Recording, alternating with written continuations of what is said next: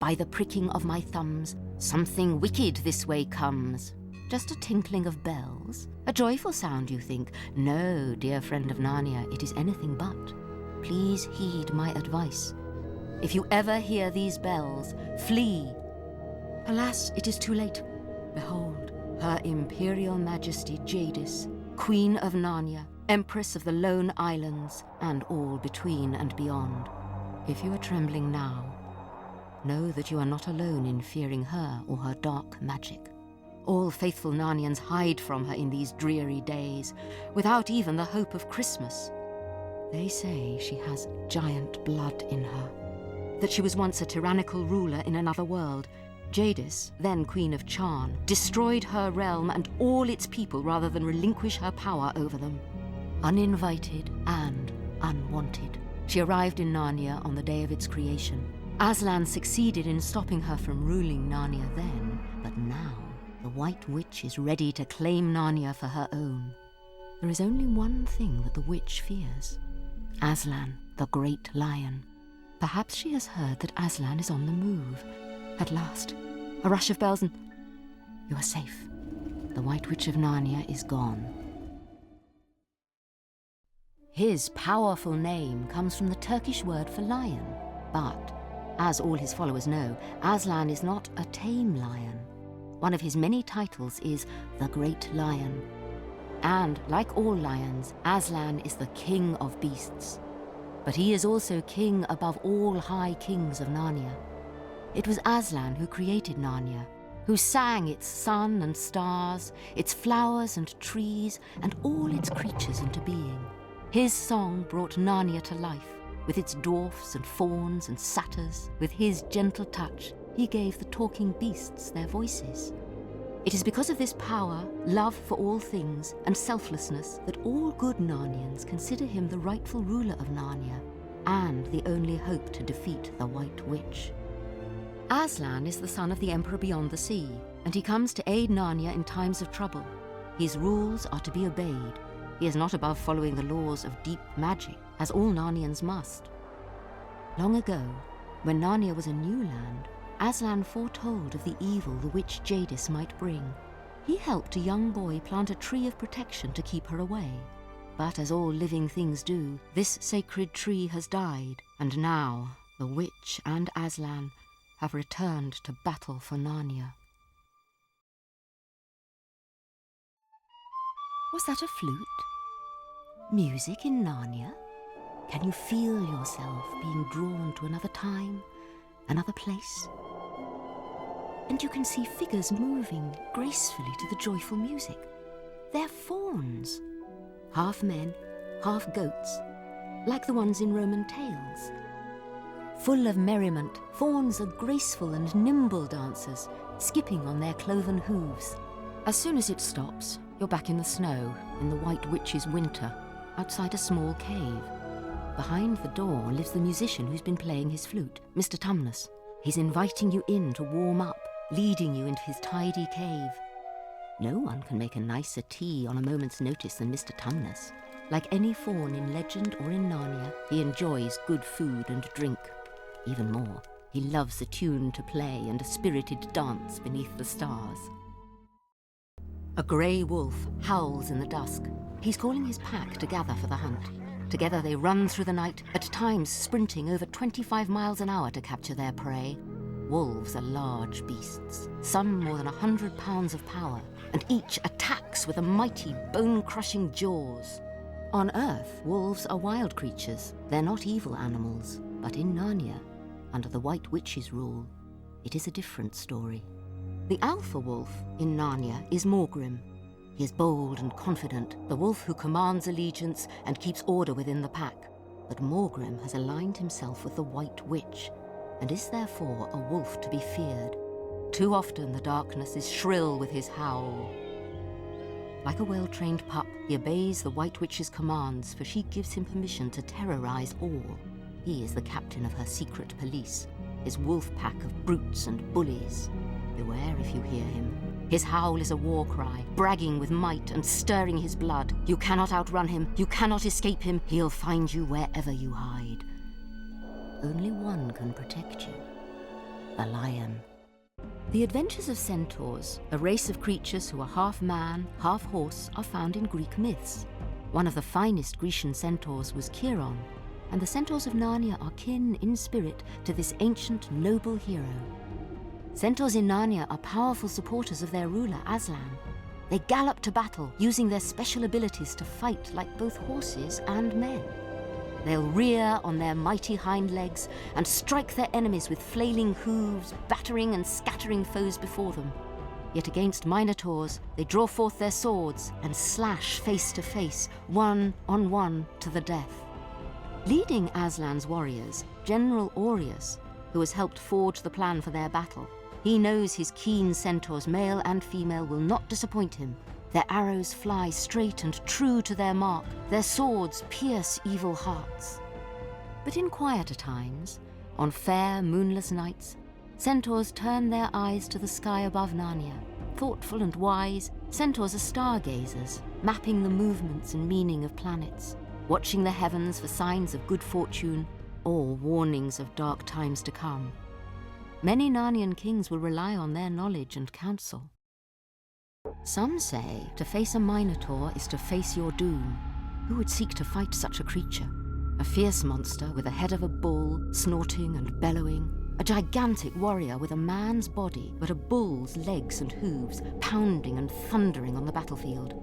And of all the Minotaurs, may you never confront the commander of the White Witch's army, General Otmin. There is no one near him in might and ruthlessness. He charges, lowering his head to gore his enemy with a thrust of his steel-tipped horns. He can slay just as swiftly with his massive double axe. According to myth, the king of Crete kept the monster, part bull and part man, imprisoned in a maze-like labyrinth. The flesh-eating Minotaur caught and ate the human sacrifices that became lost in the huge labyrinth. Both the ancient Minotaur of Crete and the Minotaur warriors of Narnia share this same thirst for blood. A Narnian Minotaur never retreats. He is armored in front, not in back. He will fight till he kills or is killed. To do less or to flee would bring shame to the name Minotaur. Remember, my friend, these words of wisdom. To face a Minotaur is to face your doom. All around you is mayhem. In battle, you must strike and dodge, your eyes always darting from foes here and there. Look all around. And when fighting the witch, you must always look down. Ankle slicers dart all about, rippling through the lush grass, unseen near your legs. There's one to your left. Better leap to the right. Ankle slicers, those scaly reptilians, small demons with talons and parrot-like heads. The White Witch's secret, the smallest of her fighters. They zigzag through and about bold warriors' legs, slashing with sharp-pointed weapons. They scamper and slice with a snarl and a snicker. With one cut, they can sever a tendon, then squeal with delight as a cry echoes high, high above them. They may not seem deadly. They'll wound you, not kill you. They'd rather let bigger ghouls finish the work. But they make each kill easier. Ankle slicers. They can shred a brave army to bits. There have been dwarves in Narnia from its first days. Red dwarves and black dwarves, named so for the colour of their hair. Many dwarves of both kinds have been honest, hard-working craftsmen loyal to Aslan. But some tend to be suspicious, and others not trustworthy. Even so, Ginnebrick is a dwarf to shame them all. A black dwarf and a white witch. They may seem an unusual pair. Ginnebrick is small and ugly. Jadis is tall and fair. But their natures are cut from the same wicked cloth. Ginnebrick drives the White Witch's sledge. He loves hearing his whip snap and crack, and with his whip, he can bring someone who flees to his knees. It is foreign for most dwarves to heed a witch's bidding and live in a castle of ice. Dwarves in Narnia live deep in the ground. They're miners and smithies and artists. Somewhere in a shadowy cavern, a dwarf made a dagger. Forged in darkness, its curved blade is keen. Its creator is a mystery, but now Ginnebrick owns it.